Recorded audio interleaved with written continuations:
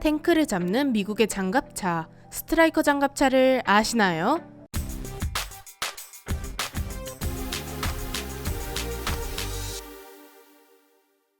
안녕하세요, 지식스토리입니다. 이번에는 미국의 화력 끝판왕 장갑차에 대해 알아볼 텐데요.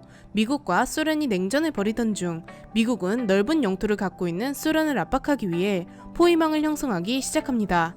자연스럽게 미국의 활동 범위는 매우 넓어지기 시작했고, 세계 어디에서 일이 벌어질지 모르는 상황에서 빠르게 전투에 투입될 수 있도록 준비하기 시작합니다. 미국은 항공모함 전단을 소련 주변 해역에 흩어놓아 어디서 분쟁이 벌어지든지 상관없이 매우 신속하게 작전에 투입될 수 있었습니다. 함재기가 날아가 적을 압박할 수 있었죠. 하지만 항공 전력만으로는 전반적인 흐름만 잡을 뿐 직접적인 육군 병력을 투입해야 하는 경우가 많이 생기기 시작했습니다. 육군이 들어가 직접 적을 소탕해야 하는데, 이럴 경우 신속한 작전 투입이 불가능한 것이었습니다.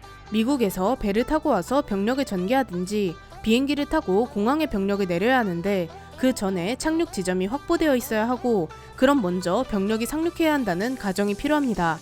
결국 원점으로 돌아와 버리게 되는데요. 육상 병력이 배를 타고 상륙전을 펼쳐야 하는데, 이는 위에 언급한 대로 시간이 너무 많이 소요됩니다. 소련을 최대한 빨리 무력화시키는 방법이 필요했죠. 결국 다른 방법을 찾아 나서야 했습니다. 그래서 미국은 소련의 전선 후방에 매우 신속하게 육상 병력을 투입할 방법을 고민하게 됩니다. 그렇다면 전선의 교착화도 막을 수 있을 뿐더러 빠르게 병력을 전개해 상륙 시간도 벌 수 있었습니다. 그냥 보병이 아닌 기갑 전력들과 같은 친구들이 함께 간다면 훨씬 그 힘은 강력해질 것이었습니다. 이때 공수부대와 같은 병력들이 생각났고, 미국은 기갑 차량을 공수해야겠다고 느끼게 됩니다.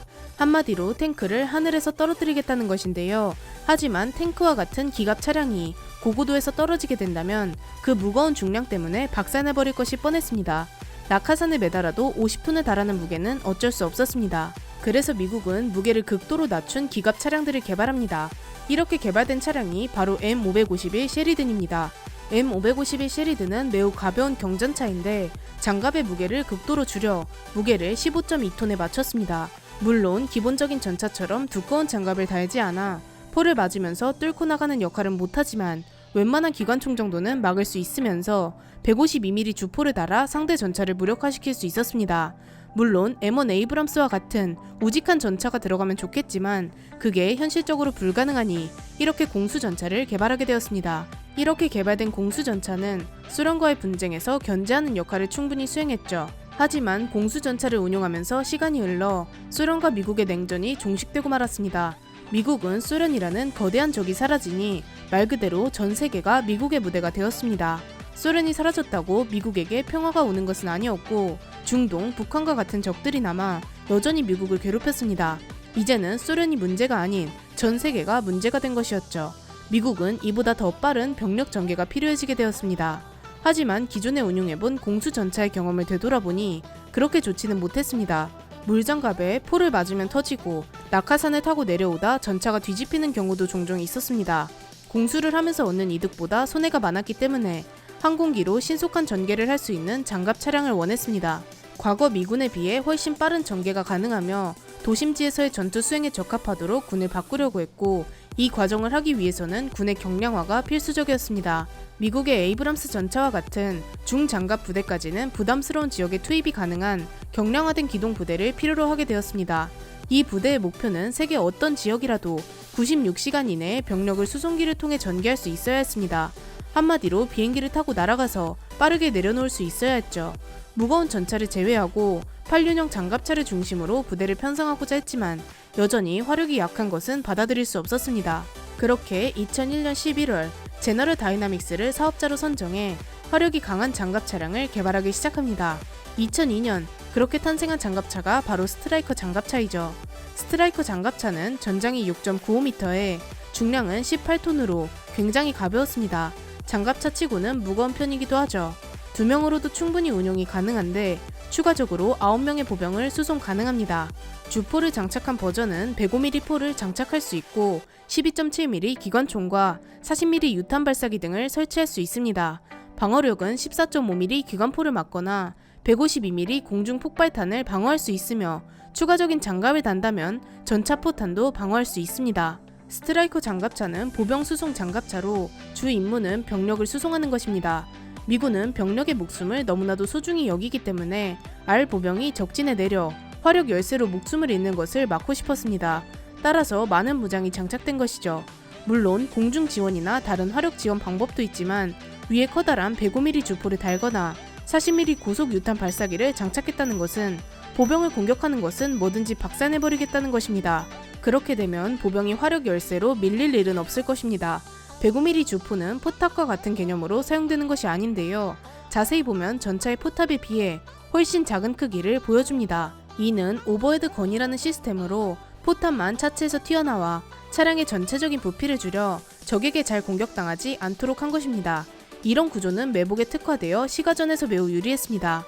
105mm 주포는 소련의 2세대 전차 정도는 한 번에 무력화시킬 수 있는 정도의 화력이었죠. 또한 자동 급탄 장치를 이용해 탄의 신속한 장전이 가능하고 사격 통제 장치를 장착해 정확한 포 사격이 가능합니다. 화력도 화력이지만 정확도와 기타 센서 등을 이용해 소련의 2세대 전차 정도는 충분히 상대할 수 있죠. 105mm 주포뿐만 아니라 옆에 장착되어 있는 12.7mm M2 중기관총도 내부에서 원격으로 사격이 가능합니다. 그래서 승무원은 외부 노출이 전혀 없이 바깥과 충분한 교전을 벌일 수 있죠. 2000년대에 개발된 차량인 만큼 당연히 모든 차량의 시스템은 완벽하게 디지털화되어 있습니다. 그렇기 때문에 2명의 인원만으로도 조종, 사격, 통신 등 모든 임무를 부족함 없이 수행하죠. 스트라이커 장갑차의 화력은 장갑차치고 엄청나게 강력하지만 방어력은 대전차전을 하기에는 충분하지 못했습니다. 장갑차이다 보니 14.5mm 기관포를 막는 것이 고작이었고 전차 포탄 중에서도 관통력이 약한 공중 폭발탄 정도만 막았습니다. 비교적 성능이 떨어지는 2세대 전차가 쏜 포탄이라도 막기만 한다면 그날로 끝인 것입니다. 이런 약한 방어력을 보완하기 위해서 차량을 경사지게 설계해 전차 포탄 등을 도탄시킬 수 있도록 설계했습니다. 그래도 부족한 장갑이 아쉬운 미군을 위해서 스트라이커 장갑차는 추가 장갑을 덧댈 수 있는데요. 세라믹 장갑을 볼트로 고정시킬 수 있어 이 장갑을 추가로 달게 된다면 철갑탄과 같은 대전차 포탄도 막아낼 수 있습니다. 하지만 정작 이렇게까지 하면 속도가 느려져서 차라리 전차를 갖고 오는 게 낫겠다는 생각이 들기도 합니다. 이런 방어력이 있긴 하지만 스트라이커 장갑차는 말 그대로 장갑차이기 때문에 최대한 전차와의 충돌을 피할 수 있도록 설계되어 있습니다.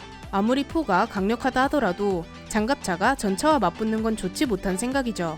포는 최후의 수단으로 사용하거나 보병의 화력 지원을 위해 사용하고 전차를 만나면 일단 도망치는 것이 중요했습니다. 먼저 엔진의 소음을 최소화할 수 있는 음향 설계가 적용되어 장갑차라고 보기 힘들 만큼 차량이 조용합니다. 또한 항공 지원을 통해 얻은 적의 정보를 실시간 화면으로 모니터링하면서 적을 피해갈 수 있죠. 이런 실시간 정보 교류 시스템을 이용해 네트워크 중심전을 펼칠 수 있는데요. 적군의 위치를 정확하게 알 수 있는 것뿐만 아니라 아군의 위치도 정확하게 알 수 있어 오인 사격을 방지할 수 있습니다. 그리고 여담이지만 스트라이커 장갑차에서 미국 본토에 있는 가족에게 메시지를 보낼 수 있을 정도로 네트워크가 치밀하게 설계되어 있다고 합니다. 이런 네트워크 시스템이 구축되어 훨씬 생존율을 높일 수 있게 되었습니다. 동시에 적재적소에 보병을 신속하게 투입할 수도 있죠. 게다가 차량의 형태가 날카롭게 생겨먹어 여차하면 벽과 건물을 부수고 돌파할 수 있습니다. 적에게 발각되어도 도망치기가 수월한 것이죠. 그래도 정 안되면 전차포로 대응 사격을 해보는 것입니다. 물론 2세대 전차는 사격 통제 장치도 없어 정확도가 낮고 스트라이커 장갑차는 사격 통제 장치가 있으니 빠르게 기동하면서 포격이 가능합니다.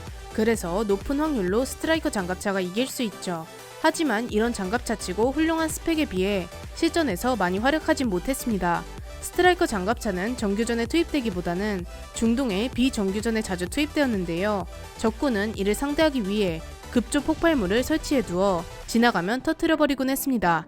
이런 급조 폭발물에 스트라이커 장갑차가 많이 당하게 되었고 차량 하단을 V자로 설계해 급조 폭발물의 충격을 분산하도록 일부 개조했습니다. 또한 이라크전에 참전했을 때에도 부족한 부분이 많이 드러났습니다. C-130 등의 수송기를 통해 작전 지역에 매우 신속하게 전개가 가능했지만 대부분 세라믹 장갑판에 장착하지 않고 작전에 투입되어 방어력이 매우 약한 상태에서 운용되었습니다. 그 결과 RPG-7에 의해 터져나간 경우가 많았고 급조 폭발물에도 호되게 당했죠. 심지어 당시 투입된 스트라이커 장갑차는 초록색에 가까운 색으로 도장되어 있었는데 사막에서 운용하다 보니 너무나도 눈에 잘 띄어 누구나 스트라이커 장갑차를 공격하고 싶게 만들었습니다. 스트라이커 장갑차는 말 그대로 전쟁 초기에 신속히 투입되어 교전을 시작하면서 본 부대가 올 때까지 시간을 버는 것이 가장 적합한 임무라는 것을 깨달았죠. 이후 시가전이 진행될 때는 단순 정찰 및 병력 침투 임무를 부여받게 되었습니다. 하지만 이전에 언급한 세라믹 장갑, 바닥 V자 설계 등 방호력을 높인 장갑차로 변모하여 장갑차인지 전차인지 헷갈리는 차량이 되어가곤 했습니다. 현재까지 스트라이커 장갑차는 4,466대가 생산되었고 앞으로 4,900대까지 생산될 예정입니다. 이렇게 많이 생산했다 보니 대당 가격은 61억 원으로 꽤 떨어지게 되었지만 그래도 가격이 비싼 편에 속합니다.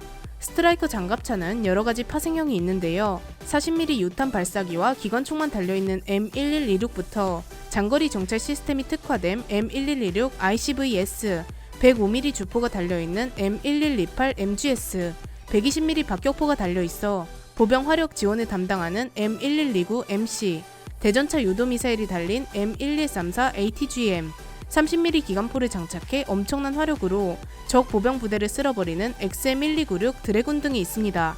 이런 강력한 화력의 스트라이커 장갑차는 미 육군에서 열심히 굴리고 있는데요. 정말 많은 파생형이 개발되어 현재도 미군에 발휘되어주고 있습니다. 현재 주한미군에서도 운용되어 우리나라를 지키고 있기도 하죠. 이렇게 전차를 때려잡는 장갑차, 스트라이커 장갑차에 대해 알아보았는데요. 영상을 재밌게 보셨다면 구독과 좋아요 부탁드립니다.